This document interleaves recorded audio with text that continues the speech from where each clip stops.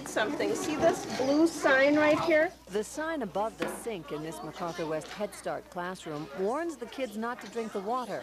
School district officials called for the signs to be posted in all classrooms where lead levels have been found to be above State Health Department standards for safety. But there's concern that the signs aren't enough to keep kids from drinking the unsafe water. What do you think those words say? Eskimo. Eskimo. You don't know what that says? Can you read yet? Not yet, huh? There are 4 areas here at MacArthur West with signs like this, 2 of them in preschool classrooms. Testing last spring revealed similarly high levels in 8 schools in the Duluth district. The standard for unsafe levels of lead is 20 parts per billion. Lead in the water from some of these taps was almost 3 times that high. Experts believe the contamination comes from brass fixtures or brass fittings on the pipes. The principal at MacArthur West doesn't feel the district's response to the problem goes far enough and has taken the protection of her students a step beyond. And I directed my engineer to turn the water source off that led to each of the designated sinks. State Health Department experts say it is sufficient to run the contaminated taps twice a day for 10 minutes to flush out the accumulated lead.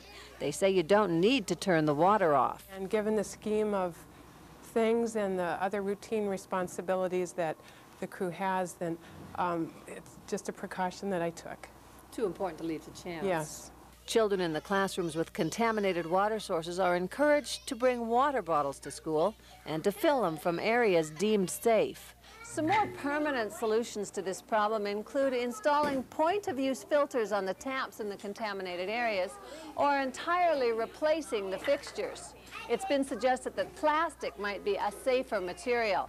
However, both of those options are relatively expensive, and at this point, there's no money in the Duluth School District budget. At MacArthur West, Barbara Riles, Channel 6 News.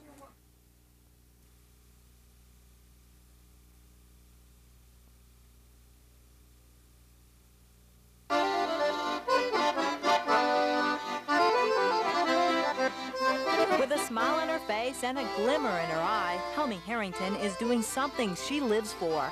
This charming German lady not only plays the accordion, she repairs them, collects them, and teaches others the art. All here in this Old West Duluth church. In the roughly 6 years that I've been here, we've made this much happen. This is a lot. I'm pleased, clearly. Helmy owns and operates the Accordion Concertina Repair and Technician School, the only such school in the nation, and she does it all by herself.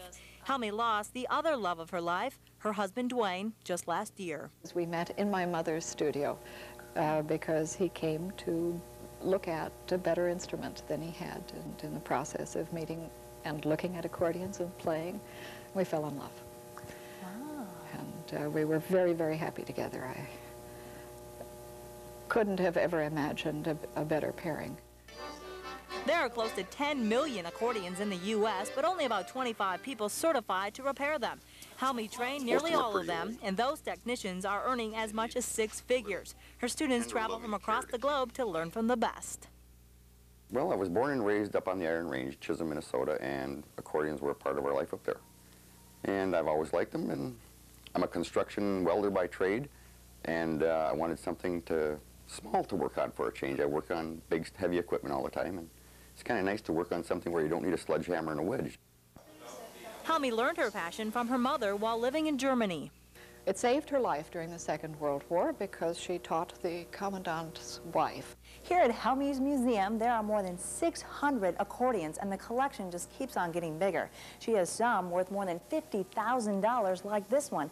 It's from the 1960s, and she says each one has a special meaning to her. Who knows how much has already been lost, but if you will, this is my contribution, my legacy to the future. In Duluth, Ann Carroll, Channel 6 News.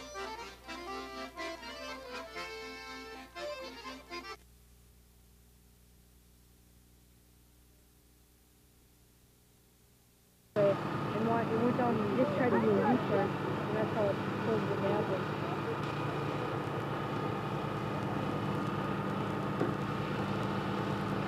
I know that, yeah, that white car, you can see over there the tire marks.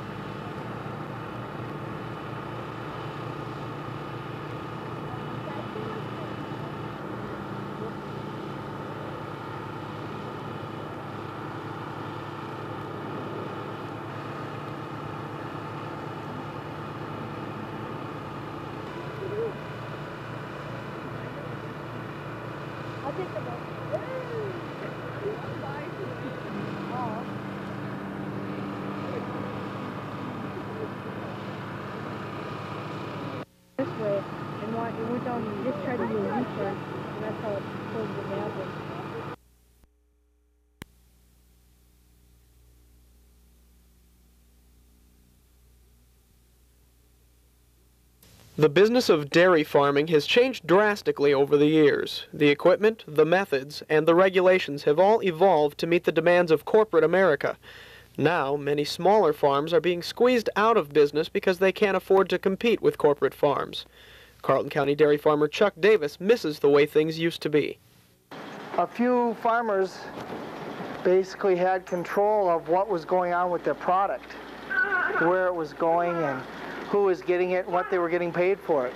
Where now it's, you get paid what you get paid and you find out weeks later. And you hope the check's big enough to pay the feed bill. 2 years ago, there were 84 dairy farms in Carlton County.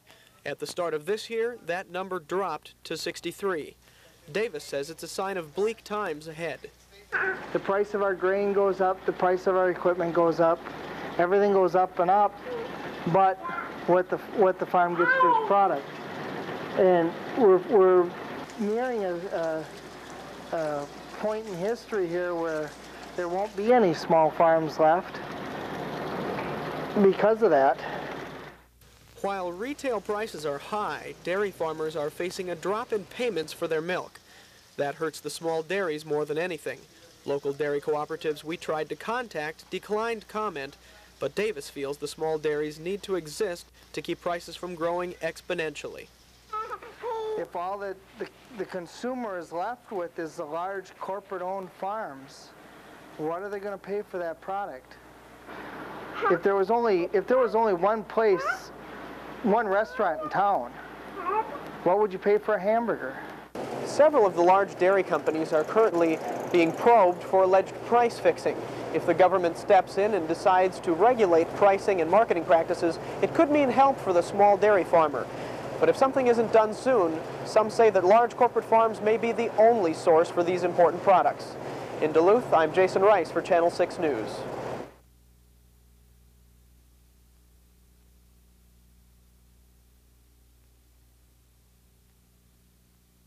All customers by 1998.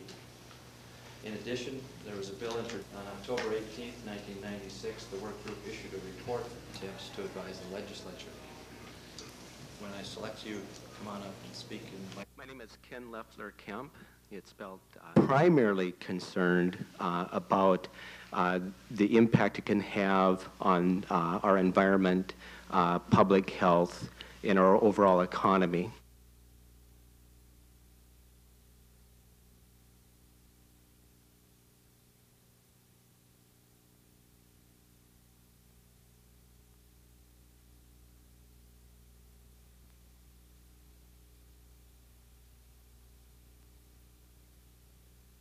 I do know that she stopped using using it after the investigation.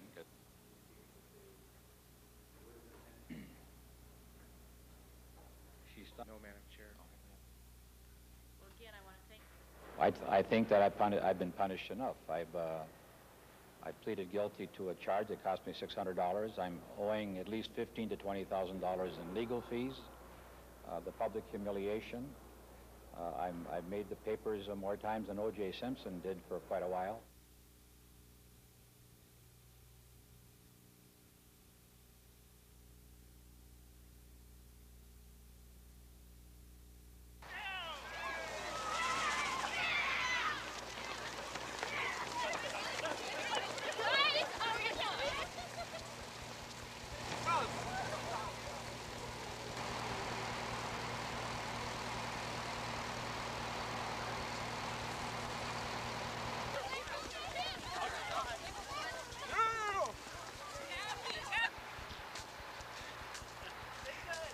Thanks, appreciate it.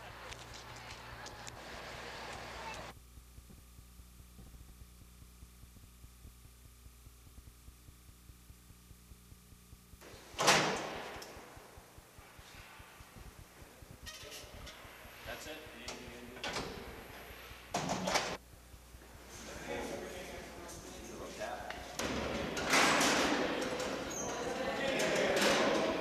My position is that I think we can be much more cost efficient than is being proposed for a bond issue of $5.2 million, that we could downsize and all probability get by with one good lockup on the range. When I talk to my prosecutors, When I talk to, and I've got 2 prosecutors in Hibbing, I've got 2 in Virginia. When I talk to them, they tell me they need the facilities. When I talk to law enforcement people up there, they tell me they need the facilities.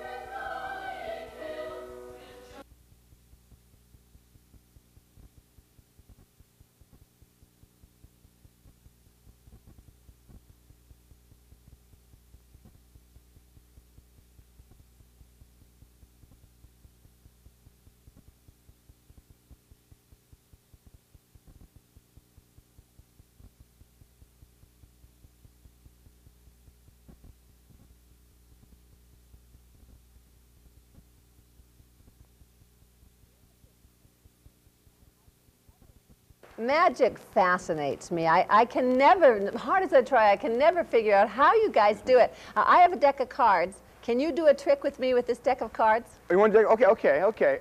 Spread the cards out in front of you because I can't see you. So right. Bear in mind, I can't cheat here because I can't see what you're doing. Okay, I got I want you to choose one of the cards. All right. Have you got one? I got one. Okay, now concentrate on the suit first. On the suit. Hearts, spades, clubs, or diamonds. All right. What suit are you staring at? Tell me, please. Hearts. You have a heart. Okay. Now I've got a deck of playing cards right in front of me. Hearts. Okay. Okay, I got it.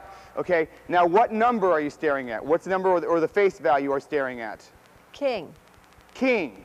The king of hearts. Okay. I'm going to try and find the king of hearts. I'm going to try and cut to it. Okay. Okay. Now I can cut to it like this, but the problem that always takes too long. So I always use this. This is a battle axe. I got a battle axe here. When I say cut to the cards, I'm real serious. So you watch carefully. I'm going to cut and find your king of hearts. Like, yes, that. And there, of course, we have the king of hearts right there on the blade. I found it. Now that is cutting to a card. That's doing it the easy way, though. I like this a lot better. Do you ever explain to anybody how you do these tricks? Like, can you tell me how you did that? Lots of practice.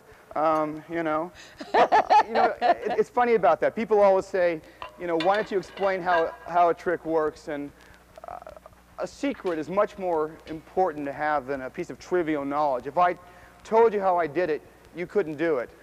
And I would rob you of that mystery. You know, it takes years and years of practice to do this.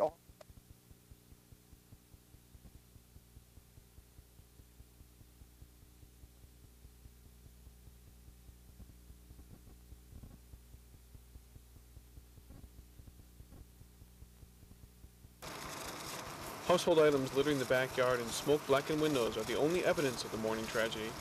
Fire crews were called to the home just before 9 on what they thought would be a routine call. Upon arrival, we found a single-story wood dwelling with smoke issuing from the doors, windows, and from under the eaves. It was kind of late in the morning. We weren't real worried about the possibility of people in there. Fire and rescue crews arrived on the scene within minutes and soon discovered that the family was still inside. The victims that we found were all either behind the front door when we forced it or up back towards the children's bedroom. Chris David Curtis, Wendy Jo Peterson, and her 3- and 5-year-old boys had almost made it out. Fire crews worked feverishly to revive one of the boys, giving first aid to the rest while awaiting the arrival of ambulances. All sustained burns and suffered smoke inhalation. Jerry Couture is a neighbor who noticed the fire and went out to investigate. He was one of the first to see the heroic actions of the fire crews. The door had jammed, so they couldn't get out.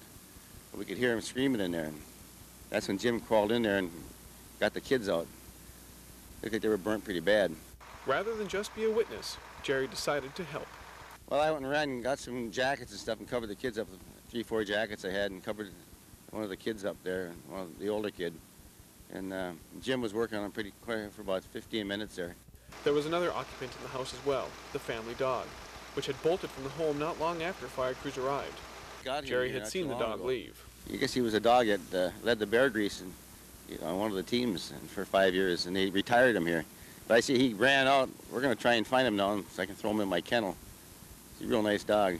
Fire crews credit fast response as the key in rescuing the family. Good, so Jerry just hopes they're okay. I just hope they make it.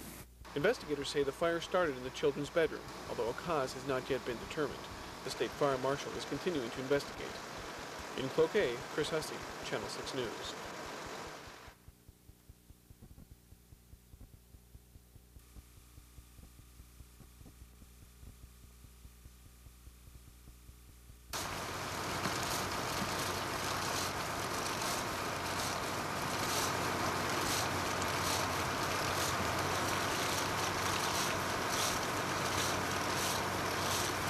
Try to keep all the cigarette lighters and matches and anything that can catch fire away from children as much as possible, and be careful with fire.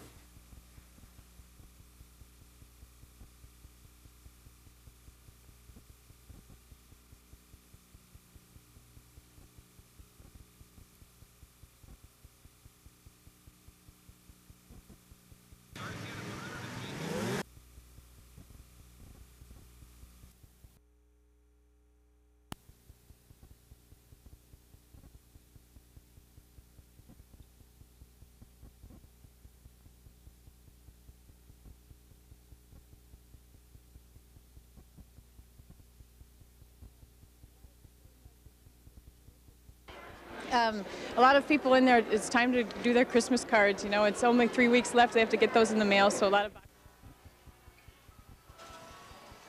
People have always wanted to have something in a little different color.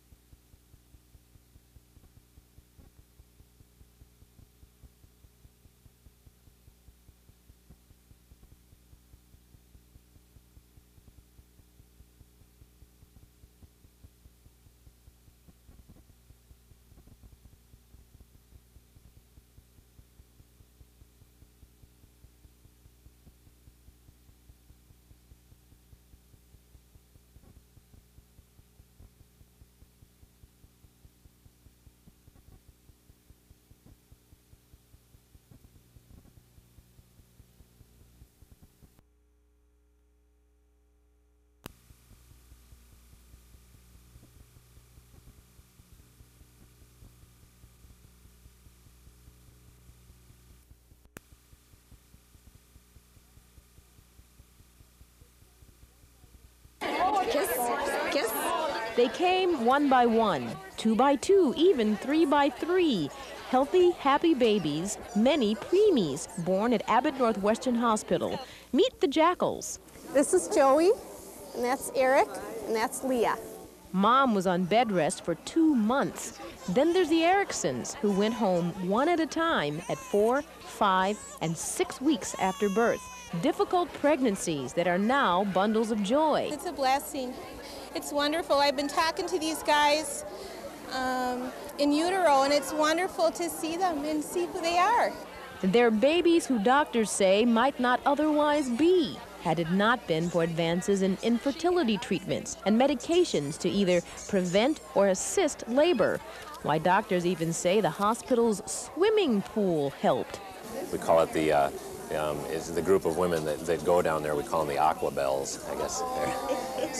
How does swimming help? Well, probably just by avoiding gravity for a while. It does seem to, in some ways, improve the blood flow to the uterus, although we're not exactly sure how. Whatever the how or the why, this is what matters to parents most. Many who say they'll never forget the care providers, they say, really cared. Anytime we were feeling down, any of us, and started to cry or just needed someone to talk to, they were there. And it made 4.5 weeks fly by. And when the 4.5 weeks were over, you kind of forget about the bed rest, but you never forget about the people who helped get you through.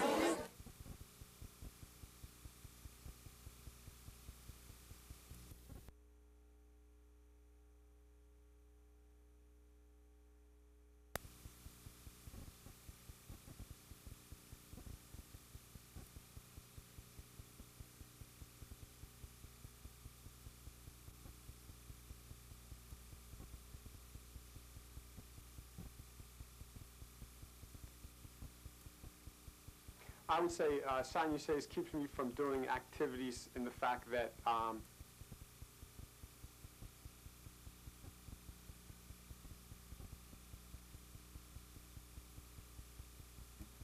it prevents me from doing that type of activity.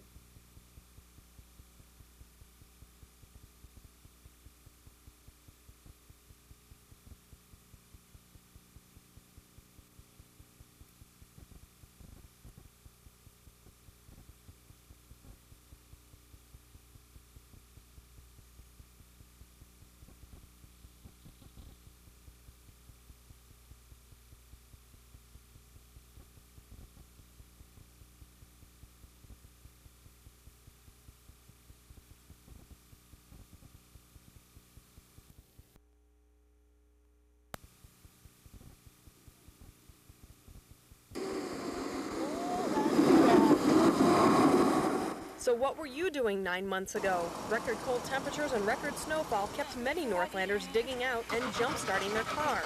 But there's only so much shoveling, snow blowing, and tire spinning you can do before you decide staying inside is the better place to be. The local hospitals know how some of you kept busy, if you know what I mean. This hospital delivers over 100 babies each month, and this year that number's a little bit higher. 9 months ago, the record winter outside kept people inside. Cold wind off the lake. Cold wind off the lake for most of that time, yeah. We can take a pretty good guess what Dee Dee and Kirk of Superior were doing about 9 months ago. Well, I can tell you the time, but the particular event, no. Well, here's the result. After 2.5 days of contractions, 6 pounds, 9 ounce Douglas, Dee Dee and Kirk's first child together, was born. He was the first baby born at St. Mary's Hospital on Thanksgiving morning. It wasn't necessarily planned for this time of year. We tried that the first time, and then it was like, we'll take whatever we can get from here on in. It was a surprise. So, yeah, it was a surprise when we found out I was pregnant. It was definitely planned. We've been trying to have one, and we're blessed. The stork is blessing many parents this time of year. Nurses have been keeping busy delivering these bundles of joy. Some days are kind of crazy. They have seen an increase in their deliveries, and it may be because of that record winter we had. Usually our busier months are July and August, but it has kind of extended into the fall, and we've had a little bit of an increase in business, I guess, through the fall. And a lot of days we've had the rooms pretty much to capacity. But they're keeping up and keeping busy. So are Dee Dee and Kirk. They have little Douglas to take home. He was born just in time for another winter. So they bundled him up with his new hat and his new snowsuit, a true Northlander. Now he's ready to bear the cold and snow, what brought him here in the first place. In Duluth, Kim Steininger, Channel 6 News.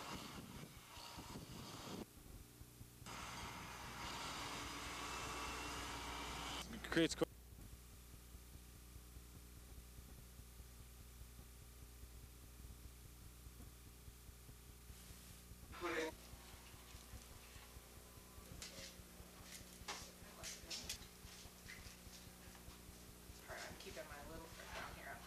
I've never seen candy made before. This is the first time I've seen it, and it's interesting to watch how the consistency changes from the candy is hot and they pour it on the slab and it's liquid, and then you can actually see it cooling and starting to thicken.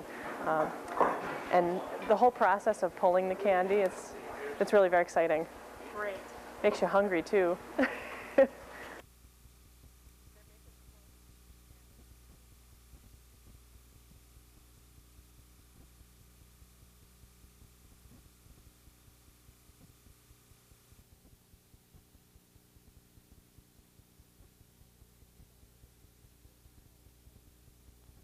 Operation Rudolph was off to a slow start until last weekend. Mrs. Claus and her elves have come to town early and donated lots of toys to Operation Rudolph for kids who won't have much of a Christmas. But now they will. A Northland family who wants to remain anonymous spent a few hours at Toys R Us on Sunday filling shopping carts and finding the toys boys and girls will love. So here's all the toys the family donated to Operation Rudolph. Everything from plastic guitars to Lego sets to hockey sticks. Now here's the receipt from those purchases. Nearly 1,000 items later, the grand total is $17,000 minus a $2 coupon. So who is this family who donated all these toys? We set out on a mission to find out. We followed the trail, which was easy to pick up on, and headed right where the shopping began. We searched the aisles of the store and found only a few empty shelves as evidence. Finally, we found one of the employees who was working Sunday morning. We opened up early so that they could shop before the customers were into the store. We helped her bag all the stuff. We had people helping her make the selections if she needed help. She was wondering what to buy. We were there, filling cart after cart after cart.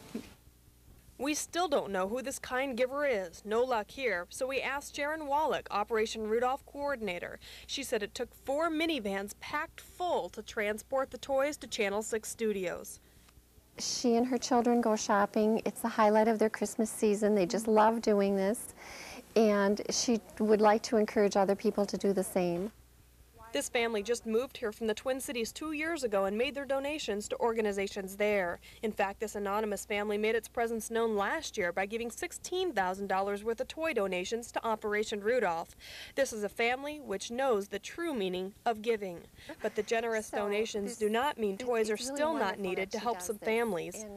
We do need toys, large or small donations, no matter what it is, they're greatly appreciated. Searching for Mrs. Claus and her elves in Duluth, Kim Steininger, Channel 6 News.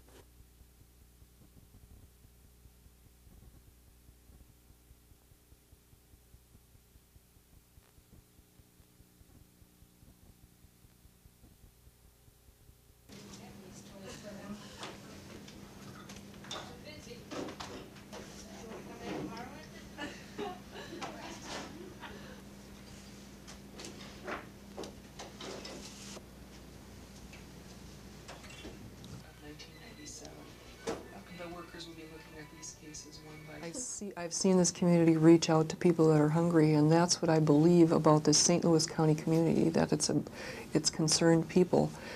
But how all of that will be put into place with more people needing that kind of assistance and how we will rally as a community will be interesting. Is St. Louis County currently planning on, do they have any plans or any steps to respond to these food stamp cutbacks?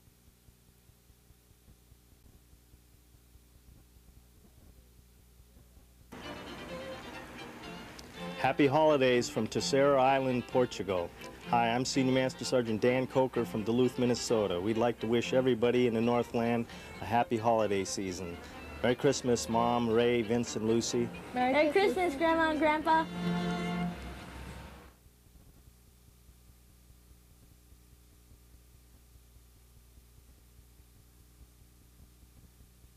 Needs the commissioner's signature, and I believe that's the board account. But anything that we do, he can expect the only money that was in question was $1 million at the time. Obviously, you know, we meet as individuals and talk about different projects, but to get into it in an official meeting where we're actually talking about where there's more than the legal limit, we don't ever do that.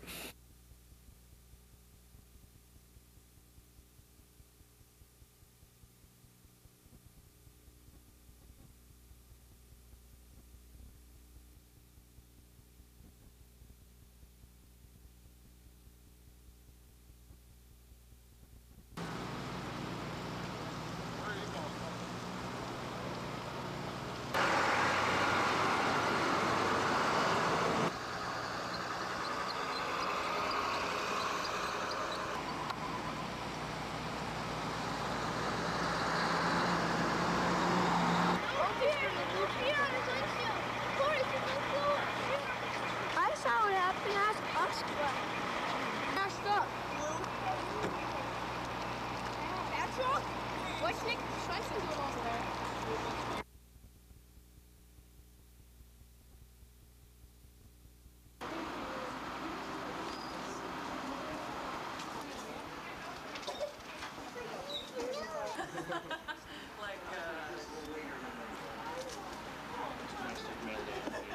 This is our busiest day, especially for mail processing. That means sorting the cards and letters and packages and getting them on their way. Normally in the Duluth Post Office, we sort about 250,000 pieces of mail every day. Today, we're looking at about 450,000 cards and letters and packages.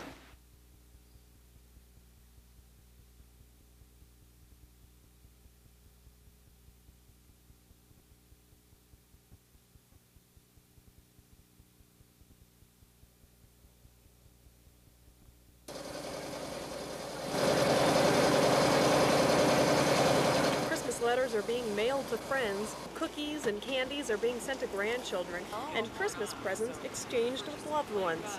Many people are expected to do all that mailing at one time. Nationwide, the post office plans to sort over 151 million parcels a day and about 400,000 pieces a day in Duluth. That's double the mail they usually see. We expected that a lot of people did their Christmas shopping and wrapping and getting their greeting cards all ready today and over the weekends. And that they did. People lined up at this main post office in Duluth to mail those packages. Oh, toys and books and all kinds of nice things. And why did you wait so long? I work 2 jobs, 7 days a week. I'm in retail. That should take care of that question. We're mailing presents and goodies to Grandma and Grandpa, fudge, cakes, candies, all sorts of different things. So why did you wait till today? Because I just finished my baking at 11 o'clock last night.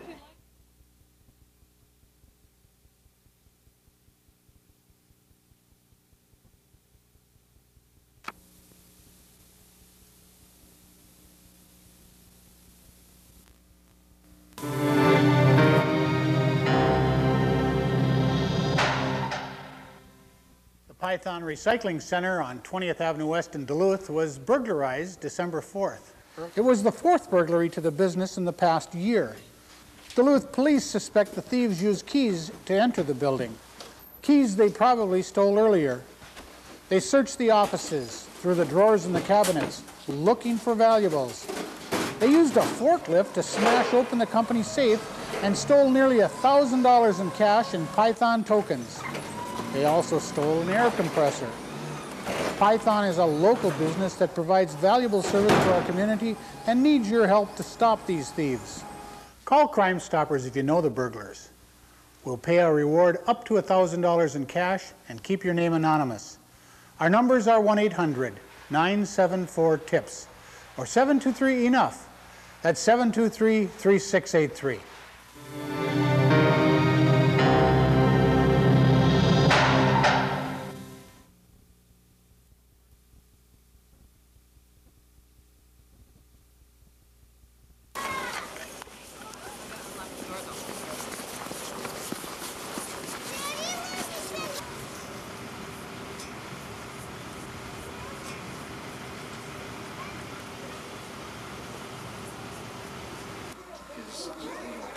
Why not spend it to try to climb up, slide down the backs right in front of cars? And boy, I'm so thankful. I've seen just in the last 3 weeks, especially with that ice storm, I witnessed one where a child actually slid under the car and the parent didn't move, but the child was actually under the car.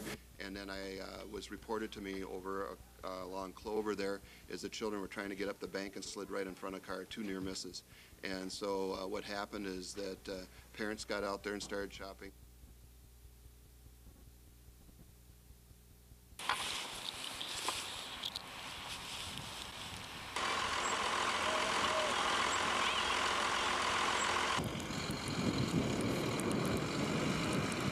You still can see a short distance, but it still is not good when the wind does gust.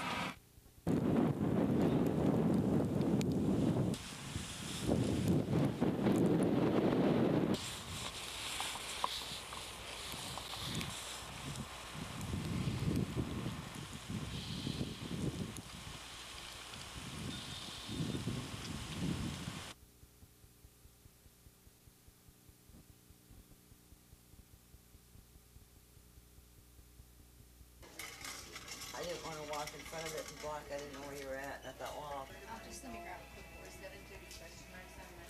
Nancy, have you been up to the trestle lately? All right, I hear you have a rebuttal. We bring the 1 pint that you donate back into our lab, and we split it into 3 different blood components: platelets, plasma, and red blood cells.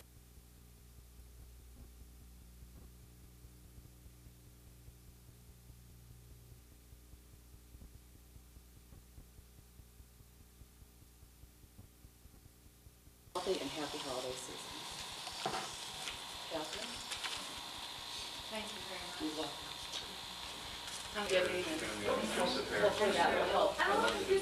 Our family has always had a concern for and a commitment to northeastern Minnesota. We wish you all a healthy and happy holiday season.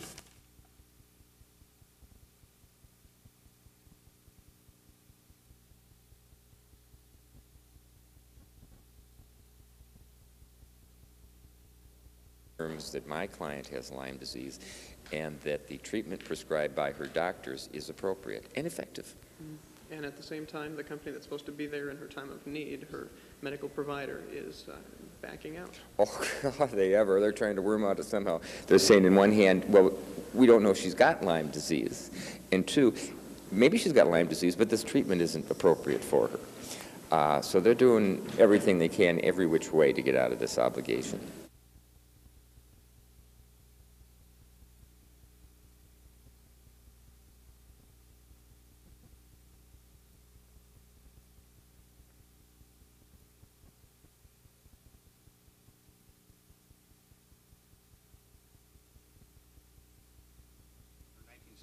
Rather, 1985 disorderly conduct, and 1993 disorderly or criminal damage. When you have a quantity of almost 80 pounds of marijuana with a street value of some $70,000 plus, it's obvious that that's not for personal use.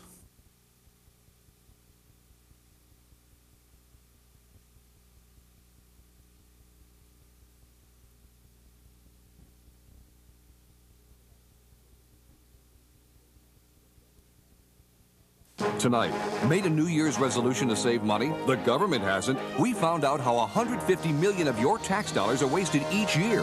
Don't miss The Fleecing of America tonight on NBC Nightly News.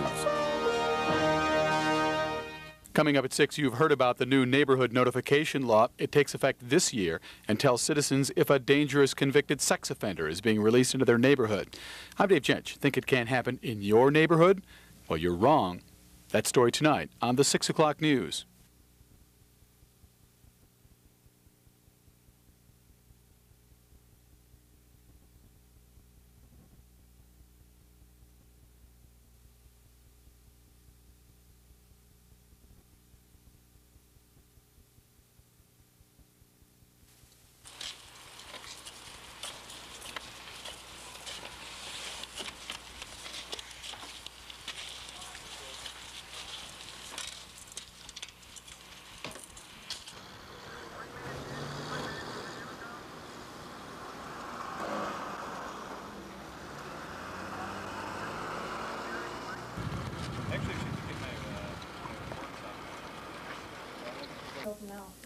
Investigation's continuing. In fact,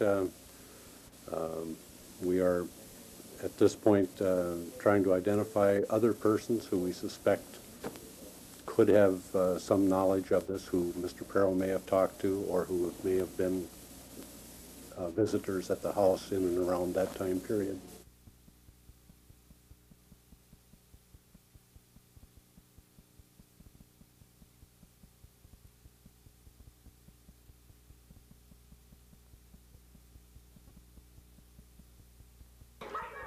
The halls of Hibbing High School are active once again as 1,200 students return to class.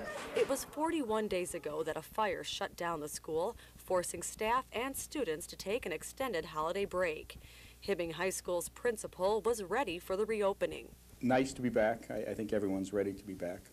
For me personally, it's the best day I've had since the fire. It's nice to see all the students back in the building. And while you may think the last thing kids want to do is go back to school, these students were anxious to get back to work. It's just really boring to be at home, so just happy to be back now. It's just gonna move around. They're better, yeah. That's about all I can say. When you're out of school, you got nothing to do. That's why. It's kind of boring, but then I found something to do, and I'm kind of mad that we're here now. But it's fun because I was really mad when I found out we had to leave. Me and my friend went like psycho when we found out. It was funny. While students are happy to be going back to school, they do have to make up that extra time. They'll be staying extra minutes in each class, working 4 holidays, and staying an extra week in June. The school itself, which is on the historic register, is in very good condition, with only 3 science rooms still needing repairs following the fire. Authorities admit it may take a few days to get back in the swing of things, but so far, they're giving the reopening an A+.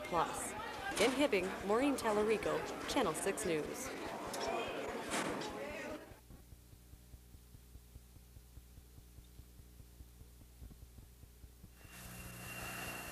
The F-16 was among 4 jets that left the Duluth Air National Guard Base at 5:42 Tuesday evening. The pilots were involved in a routine practice mission, one that wouldn't be categorized as very dangerous. We're practicing maneuvers we call night intercepts. They're about as benign of maneuvers as you could do at night, meaning it's not a stressful situation whatsoever. Basically, the pilots were flying straight and level and looking for targets, which were 2 of their buddies in other airplanes that were flying straight and level. The incident comes as a shock to fellow wing members, knowing the pilot has nearly a decade of experience. He is very well trained. He's had more than adequate amount of training, and we reviewed his training records this very evening, and he's probably one of the most competent pilots we have. If he were to eject from the aircraft, spokespeople say the pilot would be prepared to survive for hours out in the cold. Survival gear consists of everything from a little life raft to camping equipment you might think of, that sort of thing. The F-16s are equipped with an emergency locator beacon which is supposed to go off if the pilot ejects. But no such signal was heard. At the Air National Guard Base in Duluth, Gina Katzmark, Channel 6 News.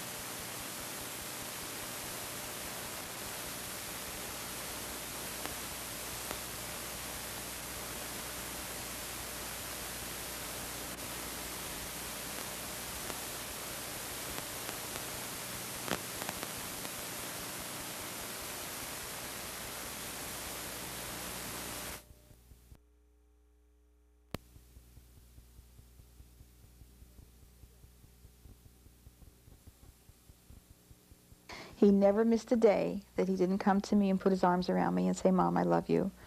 Never. That was the last thing he said to me. And I just cherish that memory. For Ruth Ann Young, memories are all she has of her only son, Kevin. A drunk driver slammed into the car his sister Megan was driving. They were going to church camp. Ruth Ann still has the songbooks that were in the car, now splattered with Kevin's blood. He was brain dead instantly, but his heart kept beating for about an hour and a half. And Megan was severely injured.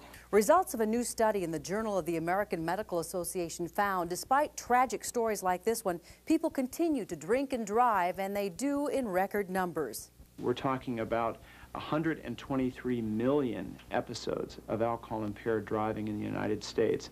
That's a huge number of episodes.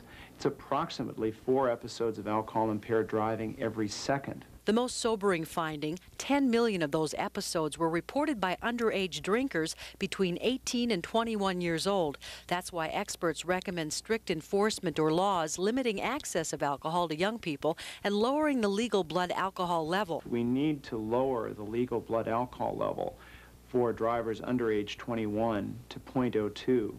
That is, enact zero tolerance laws. Ruth Ann Young is now involved in Mothers Against Drunk Driving. She tries to reach young people by telling her son's story. I talk to the teenagers and I tell them to, I tell them my story, tell them how I feel, tell them for Kevin's 18th birthday, we put a tombstone on his grave. How many kids want a tombstone for their 18th birthday? As a medical reporter and the chairwoman of MADD's Red Ribbon Campaign to Stop Drunk Driving, I urge everyone to practice a simple form of preventative medicine that is shown to save lives. If you drink, don't drive. Here's to your health. Michelle Lee, Channel 6 News.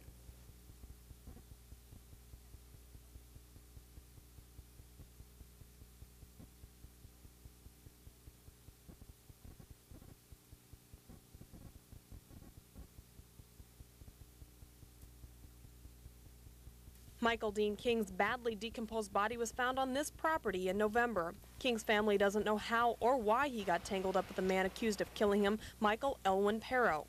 King and his wife of 5 months were living in Wisconsin at the time. His sister says he was a people person who trusted too many, and that was his downfall. My brother was kind of a wanderer. He'd only been married a short time. I mean, as I said, they just got married in June. So he's only been married a short time.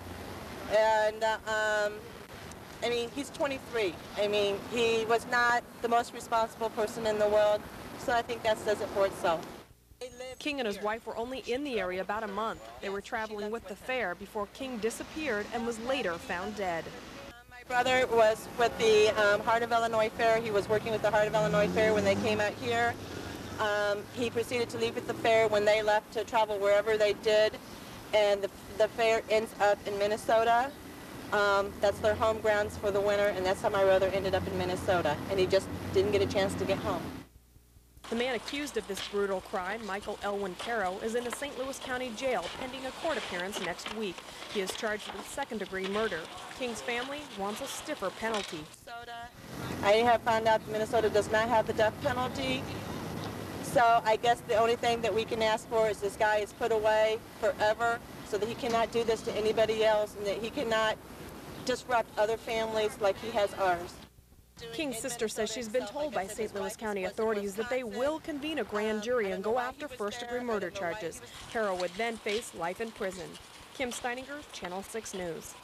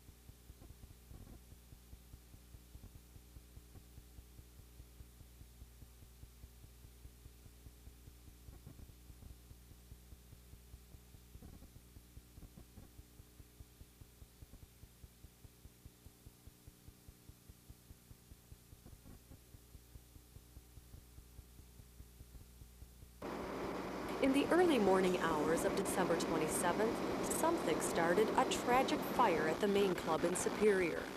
By the time firefighters arrived, the bar was fully engulfed in flames, and 2 men, Laird Rango and Troy Bouchard, had died. What caused the fire may never be known, as authorities have wrapped up their active investigation. We've turned the scene back over to the owner. and we're going to be listing the fire as of undetermined origin at this point. Fire investigators have been able to determine arson is not suspected. We didn't find,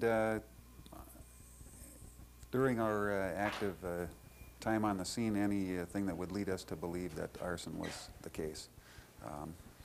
No physical evidence, and there's been no testimony to indicate that that's a probable cause. Often, when buildings are fully engulfed and literally burned to the ground, flames destroy all evidence of a possible cause. Fire investigators call the situation a black hole, where there is nothing left of any combustible materials. The main club is like a black hole. This is similar to that in that a great portion of the building is and has been totally destroyed. Piper says the cause of the fire will probably never be determined unless some new evidence is discovered.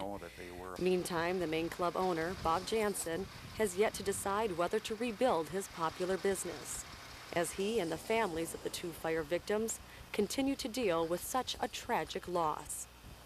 In Superior, Maureen Tallarico, Channel 6 News.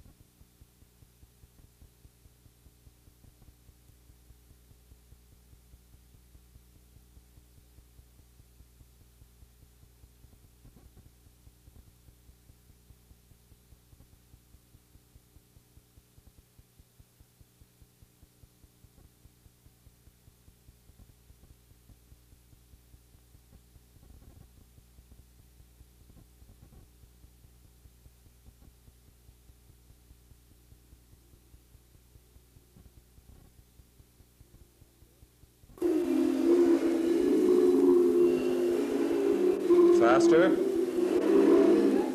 They're doing the wave with a new twist.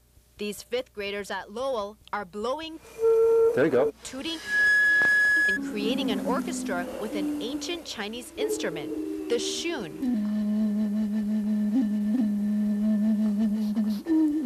Bruce Grimo, a professional shun player, says it's an unconventional instrument with unusual sounds, and just about anyone can play it. It's relatively easy to get a basic tone on it, but these are not standardized instruments. Each one has its own secrets, and you have to spend time with it to discover those secrets. These are shuns. They're ancient Chinese ceramic instruments. They're about 2,000 years old, and as you can see here, they come in all shapes and sizes. You play them like a flute. Here's a hole right here at the top, and you just blow right over it. Great. And these kids have got it down. Perfect. They've got the techniques and the joy of playing the shun. They're almost professionals. I like the sound and I like blowing into it, and I like all the different techniques that you can use to get different sounds. Very nice. Great. I like the blow sound easier because you don't have to blow as hard. Because blowing makes you kind of dizzy? Yeah. It's tough. It's kind of funny and different about the sound. It's like high and low sometimes, so it's weird. So what types of weird sounds does this instrument make anyways? Slower. Well, it's got the down. pitched Keep going. bass sound, some noisy sounds, and some really high-pitched sounds. And if you want to try one of these shuns, there's an easy way to do it. You could basically do it with a pop bottle, too, so it can be like a kind of found object instrument. In Duluth, Angela Wang, Channel 6 News.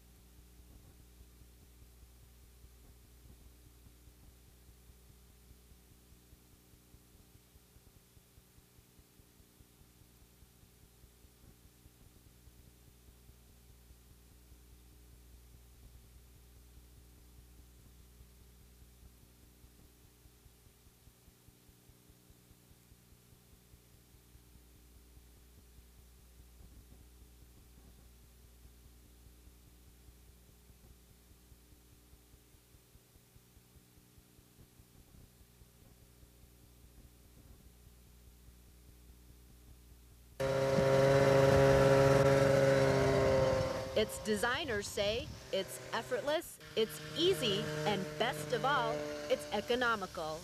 This is the Easy Pull Trail Groomer. It fits right behind a snowmobile. It grooms trails up to 4 feet 6 inches wide, and it's a mere 400 pounds. Milt Larson and Carl Ratz from Two Harbors, along with a few other co-workers, are responsible for inventing this groomer. I think that what we've been developing over the period of time has turned out to be a great product. It's doing the job that we intended to do. We believe that once you've experimented with it, there's a lot of different settings on it for different snow conditions, but all those are available with that machine. They've been working on it for about 10 years, coming up with several versions until they found the perfect formula. Well, there's two secrets to this unit which I never discovered until this year.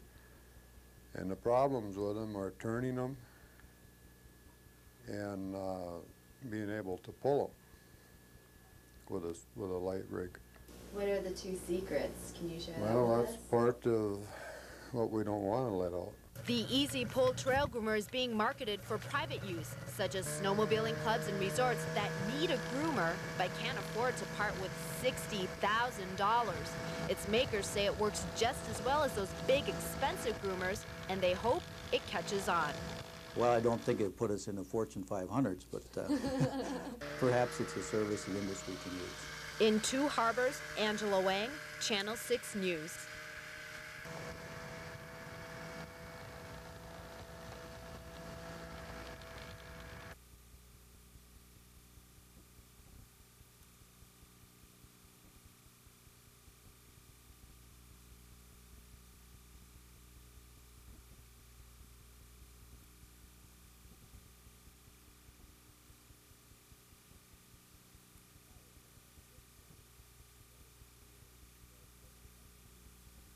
That was a kit plane that was being built just for company use. It's completely unrelated to the SR-20, which we're building now and are going to be certifying. And that was an experimental airplane, and it's kind of the nature of test flight to push things a little bit farther than you would if you were just flying it recreationally.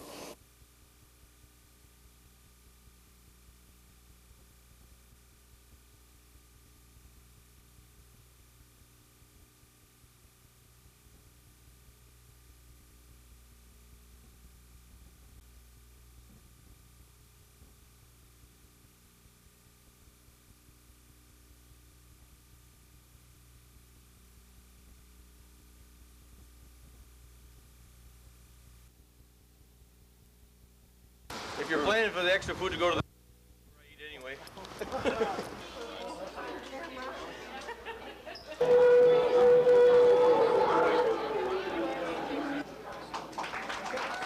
There's a lot of green and gold packerbackers here on this side of the river in Minnesota and at Minnesota Power and Lake Head Pipe, and we've decided that we should come out strong for our pack.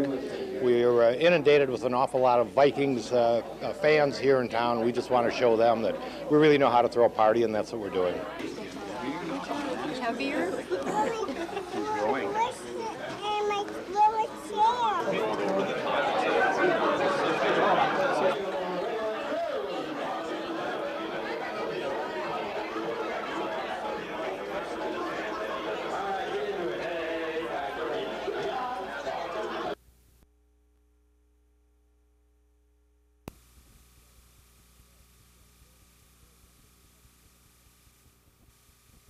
Got it now, Mike, so well, you've got a great audience. Buddy. Great. Welcome to ESPN. Mike Bartley here at Heritage Hill State Park. Here you see the first bus going out, and by the way, Mike Holmgren is now wearing a Brown County Sheriff's Department jacket. I guess he switched jackets. Well, we're looking for Reggie White because we figure God's a Packer fan. He made Reggie's dream come true. There you go. And as far as you look at the Packers team, they're role models for the younger kids growing up.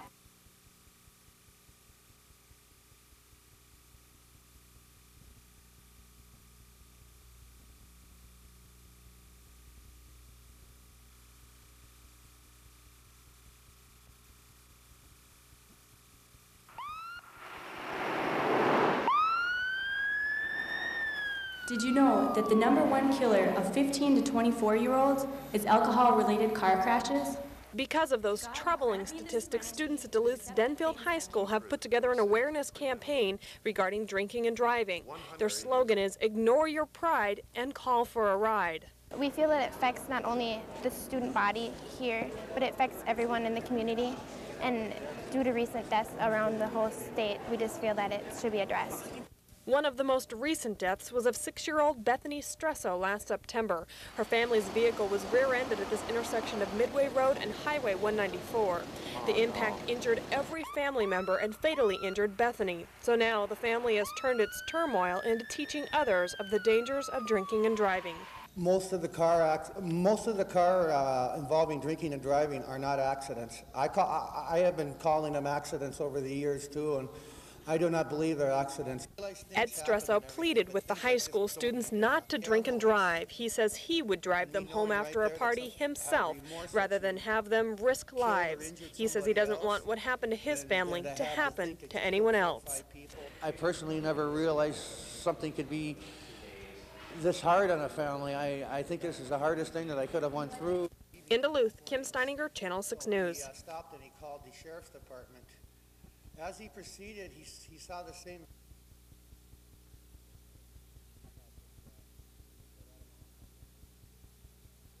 I was pretty surprised. I thought that since they let him off on the lawsuit, that they wouldn't get him on the civil trial. Well, actually, I don't believe that he did it, but sort of I do. And you know, it's like if he did it, then I think he should suffer. I don't think anybody will really ever find out if he did it or not. Don't care one way or the other, never have. Didn't watch the trial from the start, didn't care about it back then, and don't care about it now. Are you happy it's over? Yes. Yes. Save the taxpayers a lot of money.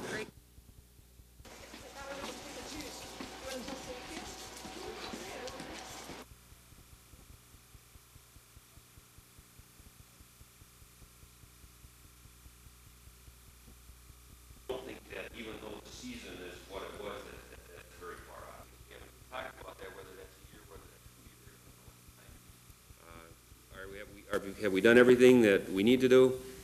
Certainly not. The results of this survey are an indication, however, that we're headed in the right direction. Right, that creates a bias in the sample if you take phone lists. It does not include anything in here, Rick, that was glaring? No, there's no indication because again, this is a snapshot picture. I mean, if we were federal government.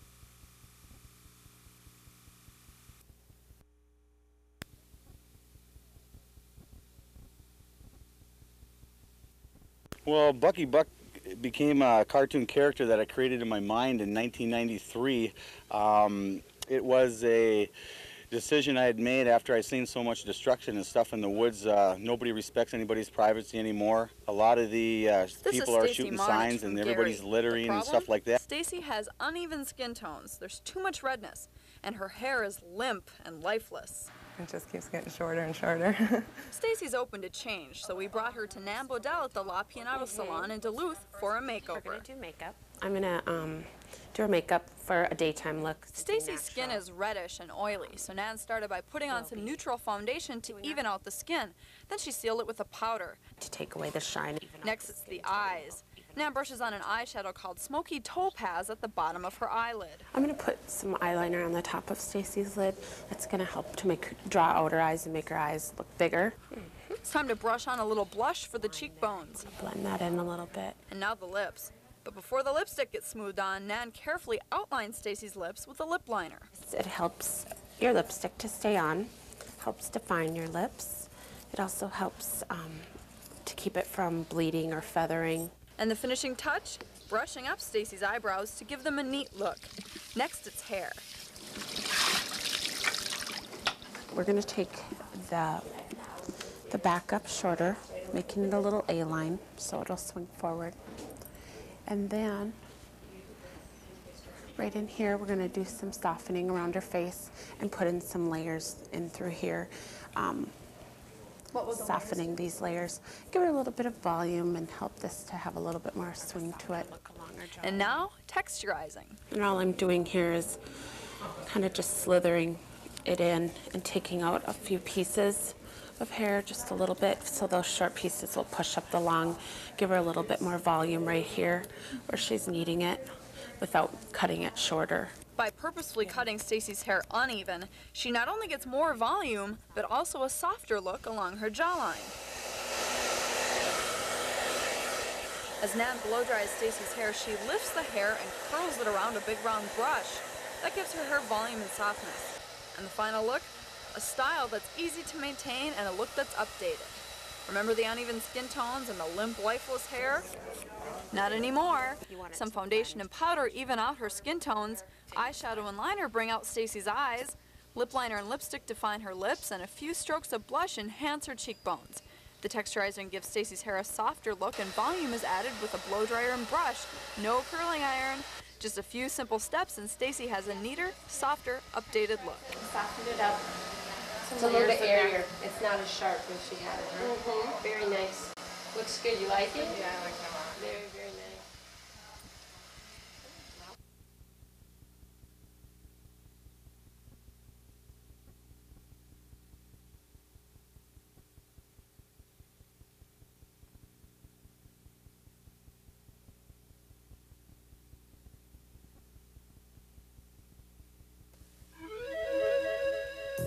There's a movement underway.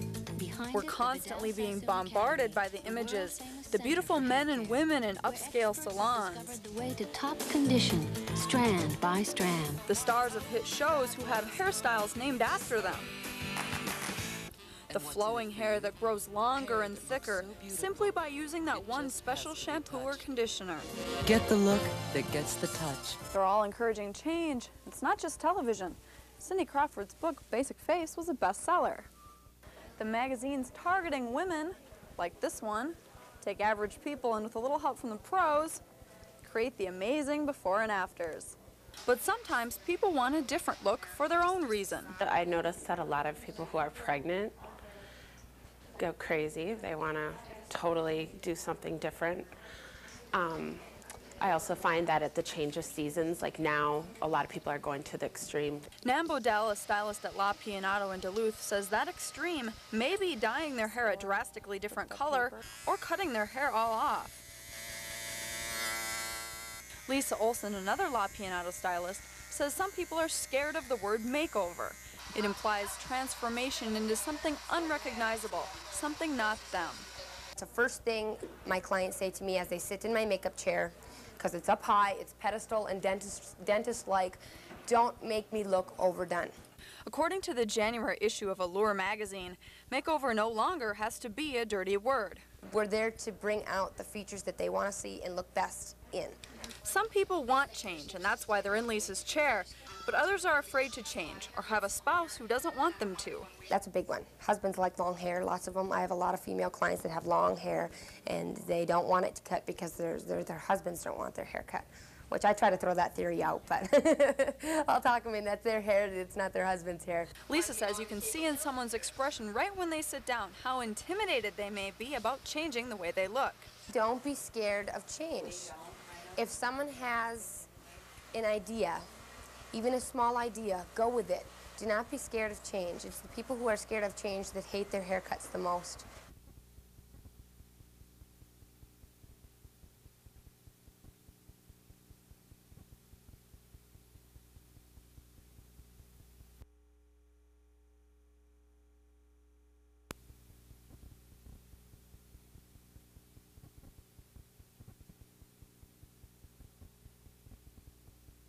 What would I do? Okay. This is 18-year-old Nathan Hero from Hermantown High School. He's been growing his hair out for about 3 years now. He likes it long, but his mom doesn't. His hair is overgrown and his facial hair is out of control. We're going to take your hair up a little bit, clean this length up. I'm going to take it right below your jawline. And as far as the goatee, we want that too. That kind of brings your face down a little bit. But I'm going to leave that little stubble in there. I think that looks good. That shades the face a little bit, but I'm going to just take the goatee down and trim it up so you don't got any little wild ones flying out. Lisa's going to cut Nathan's hair blunt so it lays flat. I'm talking 6 inches. Major change today. 6 inches, Nathan. 6 inches. Can we do it, Nathan? I'm gonna go in and do a little bit more of a perimeter haircut on him, taking some length off all the way around the hairline. So when Nathan wears his hair back, he'll have a little growth underneath. Nathan had a 1-inch perimeter line. Now Lisa's giving him a 2-inch line. She's getting the length off, then she'll go back for the precision cutting. Don't look down, that's the scary part. On a guy, you never want to go up and beyond the natural hairline. Nathan's hairline is ending right about here, and he ducktails in. But I'm going to lay him flat and give him more of a masculine square cut on the back here, without. Lisa chose this length to complement Nathan's wider face. I'm going to take these sideburns down a little bit and trim up the goatee and trim the mustache, but we're going to keep that goatee. It's going to also help in elongating the face. Lisa decided to keep a little stubble for shading, but to clean up his mustache. I took them to the lip line so they coordinate with the mustache. Okay, just so we have symmetrical lines on the face. And we're just going to take a little weight out here. Lisa took 6 inches off, cleaned up the outline of the style, and kept it one length. Now he's got a clean look and a style underneath. He's still got his long hair, he can still wear it back in his ponies, and he's still got his facial hair. It's just a much neater, cleaner look on him. Lisa says all Nathan has to do is run some gel through his hair and flip it at the bottom. That adds a more 90s look. What do you think, Nathan? Pretty cool. What do you think your mom's going to say? So far, like it. She's going to kiss me, I know that.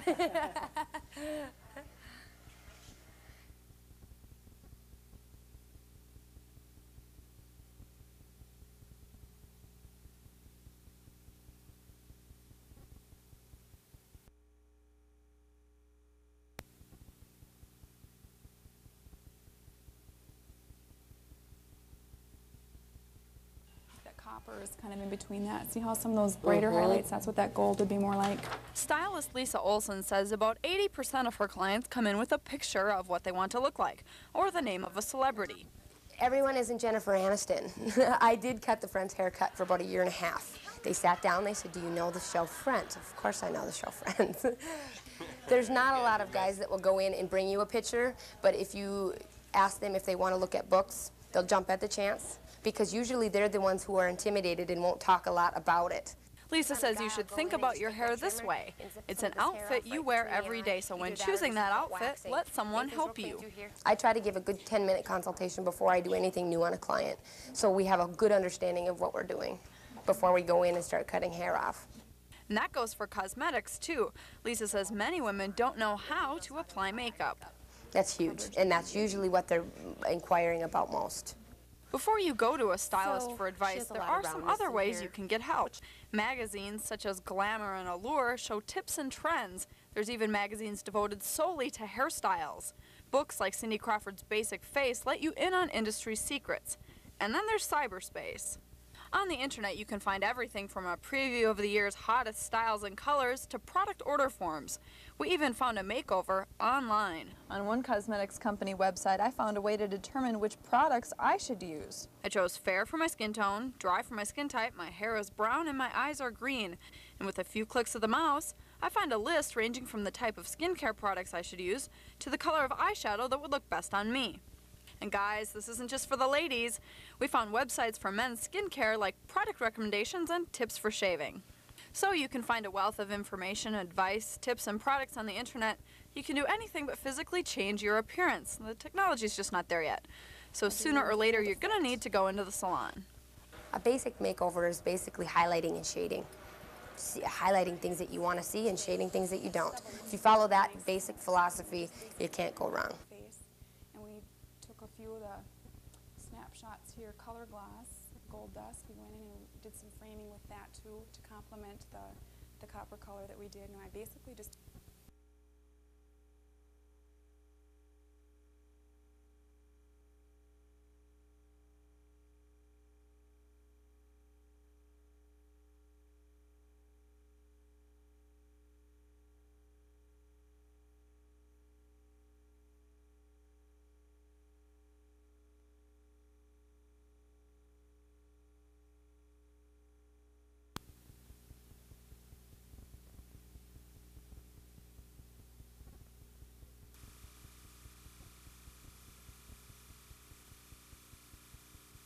This is 47-year-old Becky Hagman from Superior. She's had the same hairstyle for over 2 years now, so she's ready for a change. Yeah, I'm tired of the straight look, a little more movement to it. Becky and stylist Lisa Godowski picked a style out of a book. We're actually doing a little bit of a longer version of it. Lisa's taking 2 inches off the back and about 3 inches off the top. She's layering it up for volume and fullness and shaping up the bangs. The new cut will shave off time she spends styling it in the morning. This is without any product or anything in it. This is just right after the cut. Lisa's going to put some color in Becky's hair, but first, she's going to work on her makeup. She starts with a concealer to lighten up the dark shadows under her eyes, then smooths on a light foundation and brushes on a loose powder. This is called Gold Dust. Lisa's brushing on a neutral eyeshadow, then complementing it with a deeper shade. She then blends a crisp lip liner with a pink tone lipstick. She applies a little eyeliner to the top and bottom lids, then blends that with a dark eyeshadow. It kind of sets that eyeliner so that you're not having it smearing. Brush on a little mascara and you have a neat look in just minutes. Okay, now let's go make your hair beautiful here. I'm going to blend some into the back too. But Lisa wanted to add some color to Becky's hair, but rather than dyeing it, Lisa's going to paint on streaks of a color that washes out in about 6 shampoos. That way she gets a new look without the commitment. She chose a bronze color to frame Becky's face. After just minutes, the color gets washed out, then it's time to style Becky's new do. I'm usually scrunching as I'm going because that's creating that volume for you. And all you need to do is take your fingers and scrunch this, just like we did with the mousse. And just for fun, Lisa decided to add some more color splashes to Becky's hair. She paints on a very temporary gold color. This color rinses out in just 1 wash. And the best part is you can do it at home. Just a little spritz of hairspray finishes off Becky's new look. I love it. It's going to be real easy for me to take care of. Do and go. That's what I was looking for. I think Lisa did a real good job.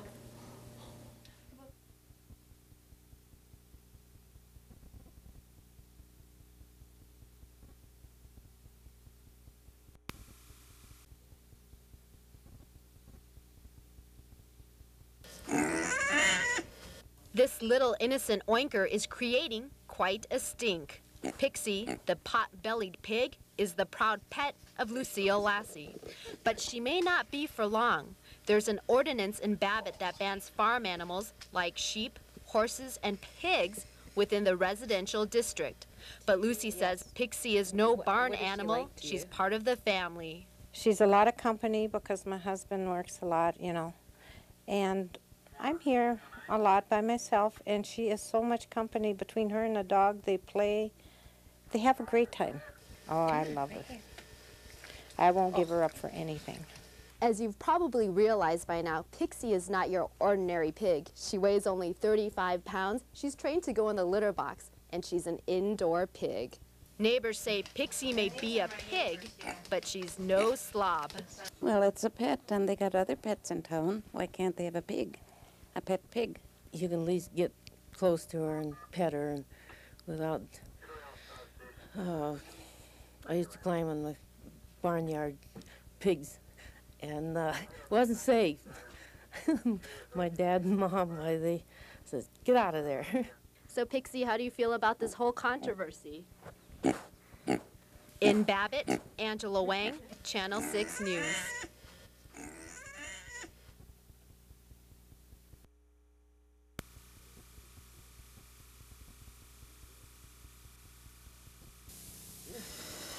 Tim, it's only 2 below. That it? Yeah. Oh, we're trying to catch eel pout. What I heard is you take a minnow and you stamp on it and you let it lay on the bottom of the lake and they come pick it up. They're bottom fishers. There's probably more fishing contests in Minnesota and the Dakotas than there are fish. Hey, guys. 6.60. And what we tried to do was to go ahead and come up with something unique, some idea unique, that hadn't been done before, and that maybe we could just have some fun with. And we selected the eel pout as the kind of the centerpiece to build it around. Brad, what do you think so far about the eel pout brought in? Anything? Well, that 13-pounder was a dandy. Of course, it doesn't equal last year's 15-pounder, but hey. Oh, get the gaff. We got one, guys. Here, now there's a slimy one. You can hardly hang on them. I have never seen one before. That's little, but it's nice. They're very ugly, and I've heard lots of bad stories about them, so... But somebody said that if I kissed one... It says if you kiss one on the lips, you're a true eel powder. Here it is, the champion. 1.65. There you go. What happens to the fish is there's a group called the North Star Sportsman's Club, which is a local sportsman's club here in Walker. They will collect all these fish. We'll have a sort of a get-together. All these fish will be cleaned, fillets will be frozen. And then a week from today, we'll have an eel pout feed and dance here locally.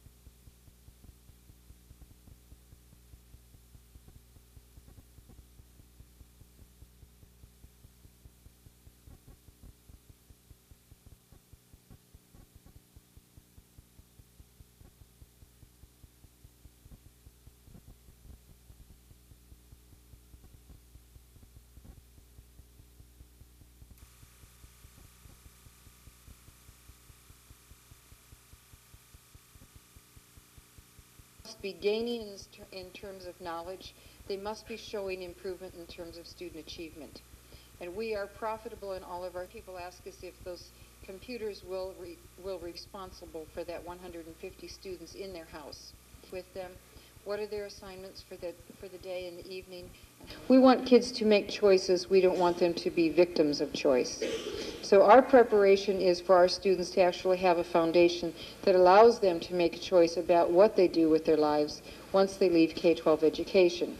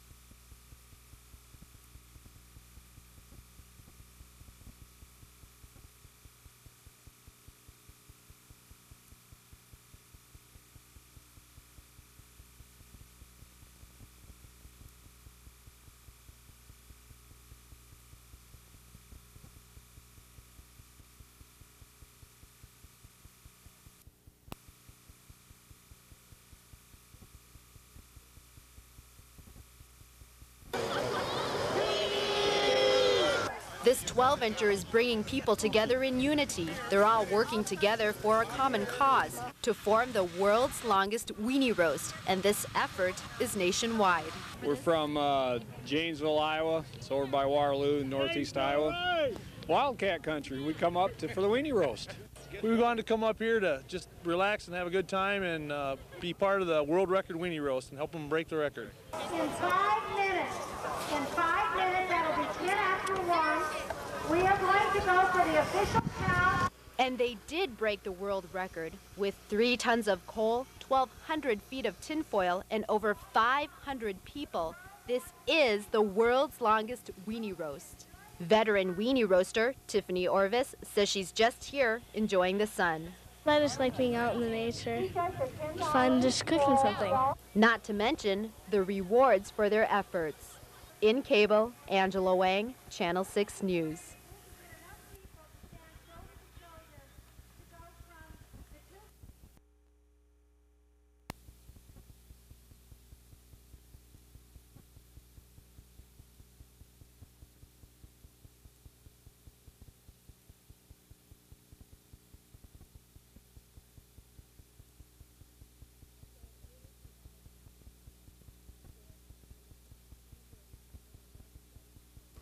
And so it really provides an opportunity for athletes to integrate in a normal setting, just like you and I would in any other time, and have a chance to compete together.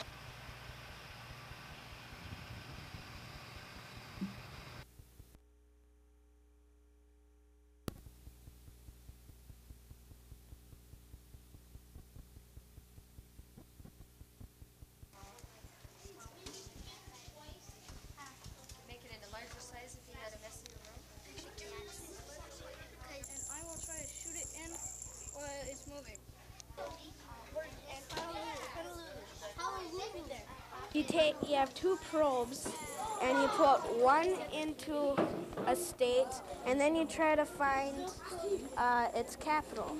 And then if it is, the light bulb lights up. But if it's wrong like this, it won't light up.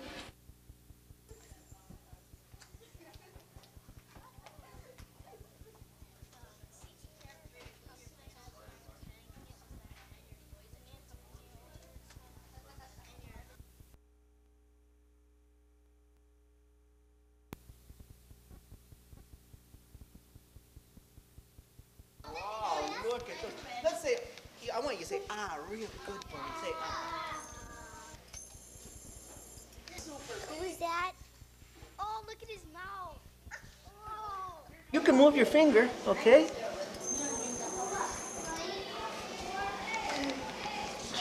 Look, we got two brand new teeth coming in down there. Yeah, they look great. Should we take a peek at those top ones too? Okay. Pumps. These pumps, the right side has...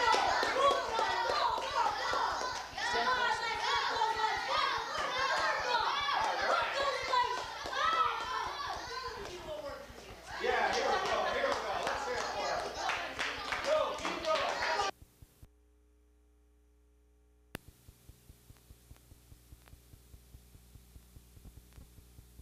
I'd like you to take a look at. I also have copies of Mr. Miles' talk, as I want to make sure people don't think ability, measures of achievement, or aptitude, or athletic ability. And I hope that made clear. Okay, we have a unanimous vote to approve the contract with the Duluth Public Schools Academy and ISD 709 for our first charter school.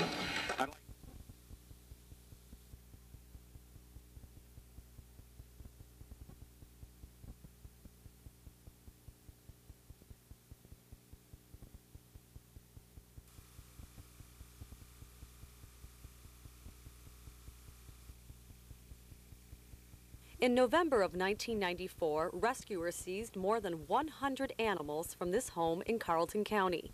Terry and Charlene Liebeck were charged with 10 counts of cruelty to animals.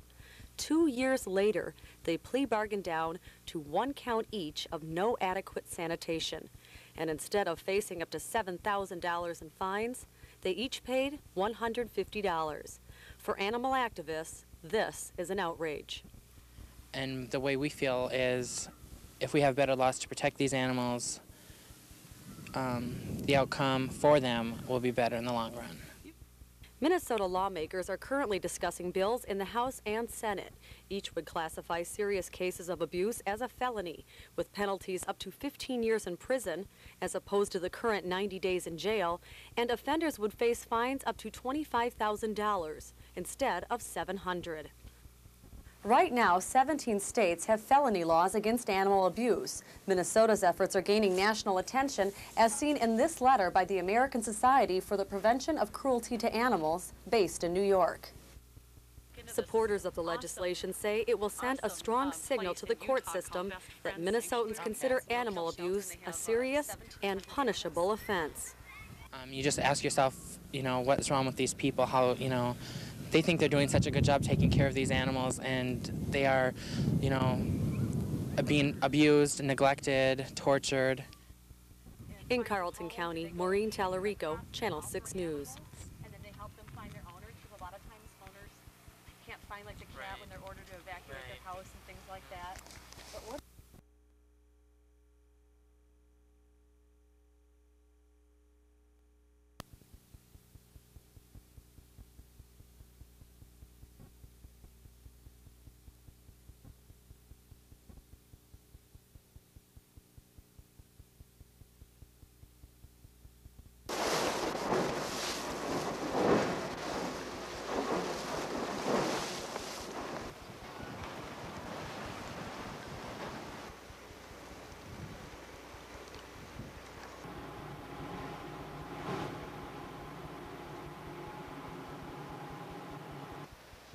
The draft legislation specifically refers to the Great Lakes. It makes no reference to the Hudson River and the ice breaking that's required up to Albany from time to time, or to the Alaskan waterways, or even to that small amount that's required from time to time in New England.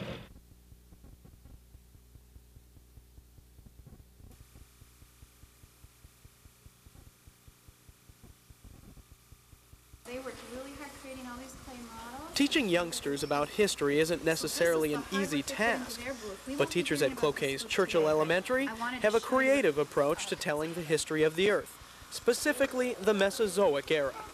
Without a doubt, these young scientists dig dinosaurs. Because in class we pick Mr. G picks a certain dinosaur, and we have to find out some facts about them and write them on paper, and then we go up and we tell him the facts.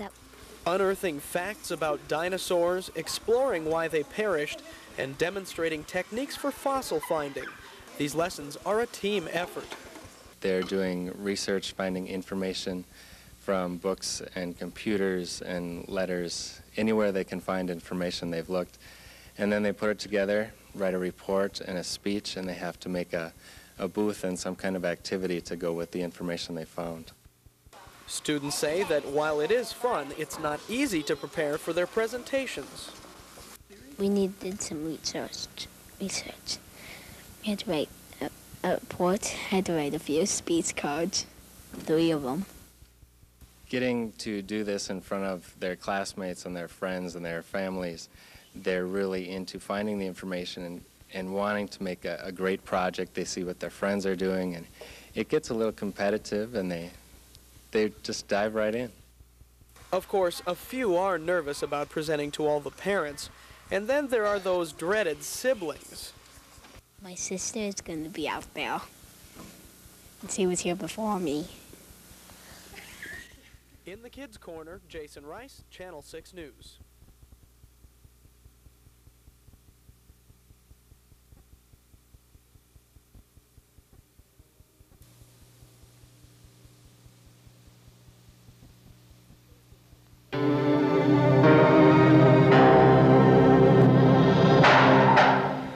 On Thursday, March 6th, just after 1:30 in the afternoon, a Duluth woman was hit by a vehicle as she walked near Mesaba Avenue and 7th Street.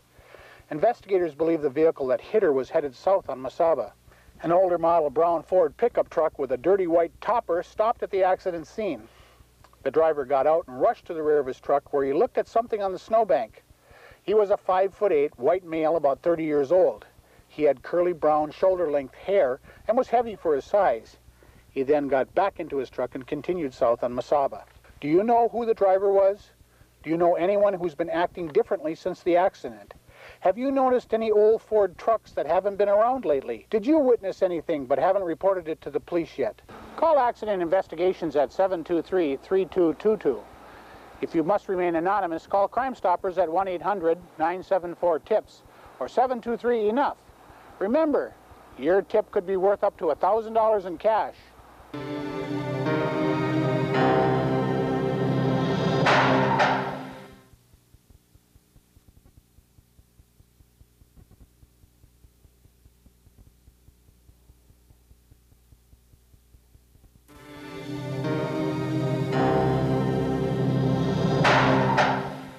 The Shanty Bottle Shop on 13th Avenue East in Duluth was robbed just after 7 o'clock in the evening on Saturday, March 15th.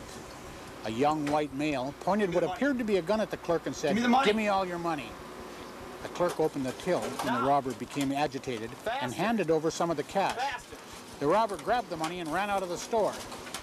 The Shanty was the second Duluth bottle shop held up in 2 days and one of a growing number of robberies and armed robberies being reported in the Northland recently. They must be stopped. Call Crime Stoppers if you know who robbed either of the liquor stores, or if you have any information on the recent credit union or bank robberies. Your name will remain anonymous, and you could also receive as much as $1,000 reward. Our numbers are 1-800-974-TIPS or 723-ENOUGH. That's 723-3683.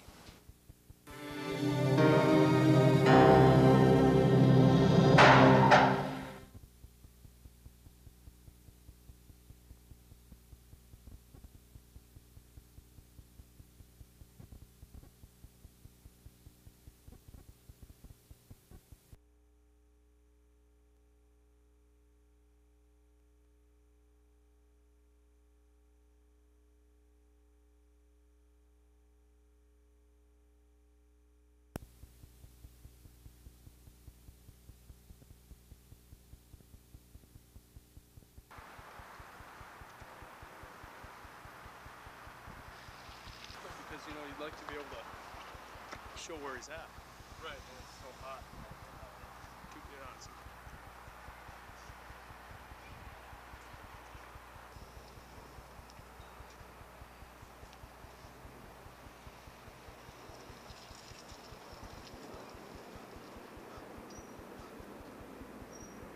Running into windows and stuff. No. Where did he jump off? I guess I got the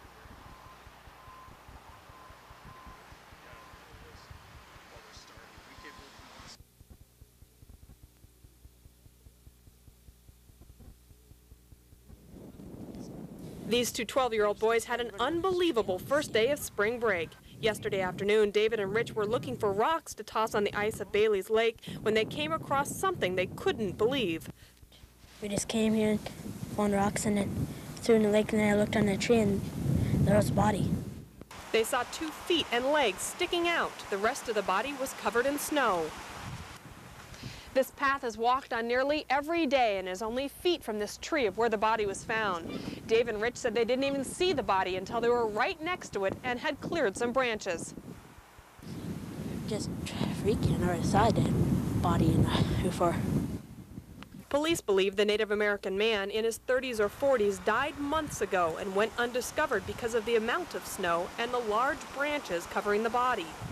There's no obvious signs of trauma or anything that would give us any further information as to how the person died or why they ended up there. While police try to search for clues in the man's death, the boys try to deal with the shock. He didn't seem shook up or anything at the time, but he was okay. They went out to play.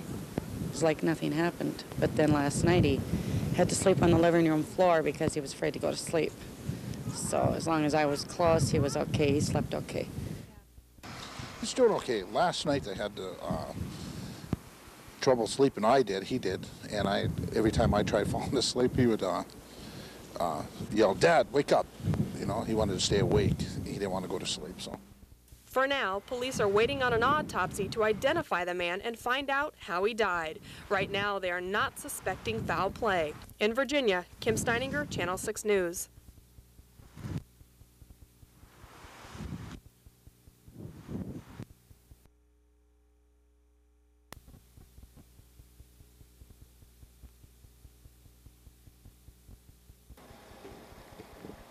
Tomorrow marks the 30th anniversary of the closing of the Pioneer Mine in Ely.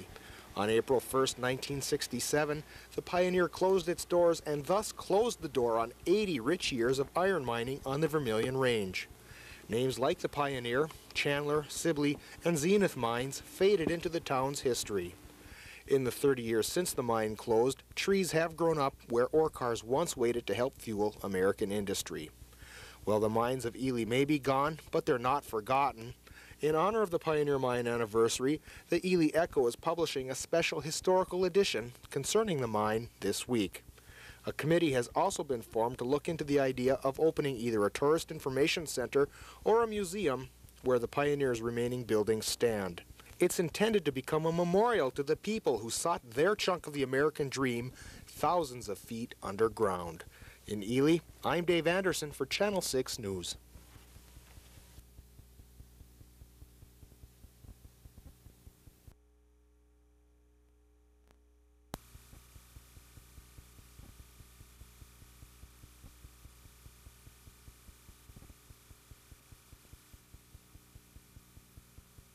This is Emilio Mendoza.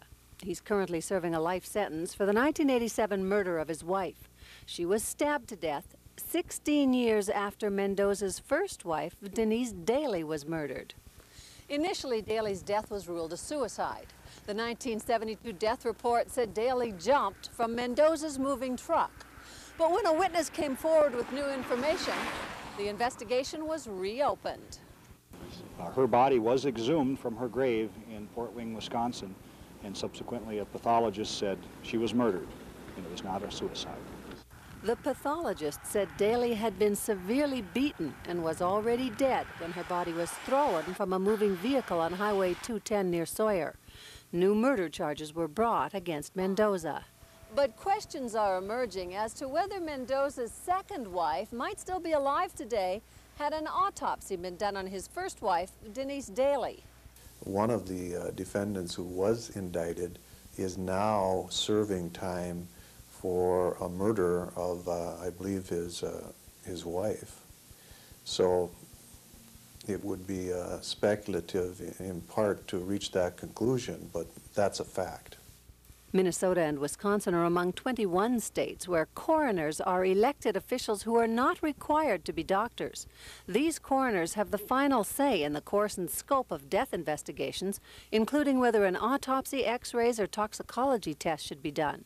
The coroner is ultimately responsible for certifying the cause of death.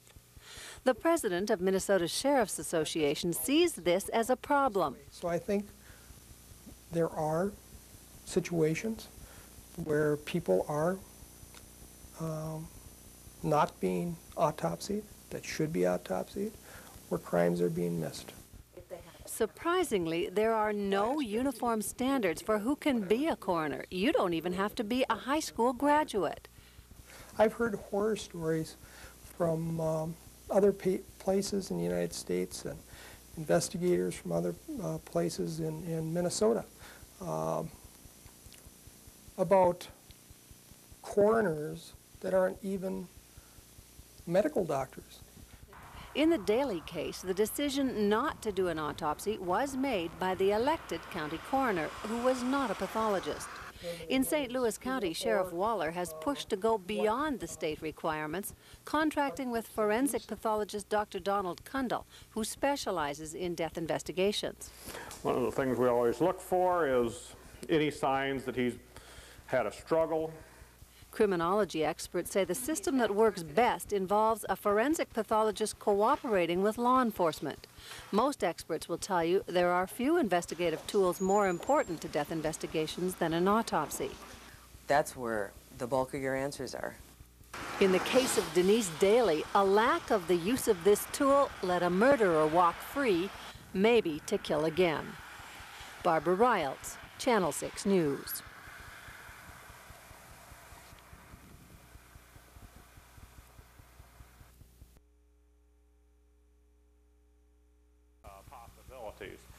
This man was last seen alive about a week ago.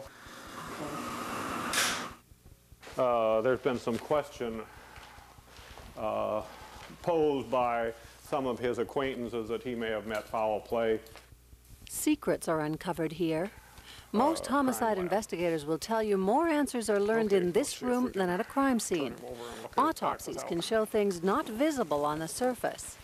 Now, he has been bagged on his hands and head and feet at the place where he died. Witnessing an autopsy in progress is rare. Most of this type of forensic investigation is done behind closed doors. We were invited in to show how important this work can be. Yes, there are many cases when an autopsy is the only way you can establish what is the cause of death. In the recent case of a man whose badly decomposed body was found in a box in Lakewood Township, the autopsy was critical in establishing the identification and cause of death. We saw the hand and we knew that it was the remains of something, but it was decomposing, so it's very difficult to tell exactly what you're seeing until you can actually lay the thing out and get a good look at it. So. Another thing that's critical is the ever-evolving area of investigative science. The technology keeps changing, and things that we couldn't do maybe 5-6 years ago are routinely being done nowadays. In some cases, laws have had to change to keep up with this evolving technology. In 1993, Robert Guevara was acquitted of the murder of 5-year-old Corinne Erstad. Scientists in the St. Paul lab were able to prove that chances that blood found on a shower curtain in Guevara's apartment were from anyone other than Corinne were less than 1 in 89 million. But jurors were never allowed to hear those numbers because state law at that time didn't allow DNA evidence. Under the present rules of evidence, as interpreted by the Supreme Court, they were not able to draw all of the conclusions that might logically follow from the presentation of that evidence. Forensic scientist Gary Calden's testimony to Minnesota lawmakers on DNA was critical in getting that law changed. It's pretty much a sure thing. I would bank it as personally as positive identification. Well, Minnesota laws are changing to keep up with technology. Many say the state is still in the dark ages when it comes to its system of elected coroners. Experts say it's best to have a forensic pathologist for death investigations, but they don't work cheap. The president of the Minnesota Sheriff's Association says one answer would be for smaller jurisdictions to band together to share the cost. And I think we need to have regional medical examiners where it's financially possible, all right, for smaller jurisdictions. That kind of financial cooperation is currently on the agenda in counties across the Northland. In Duluth, Barbara Riles, Channel 6 News.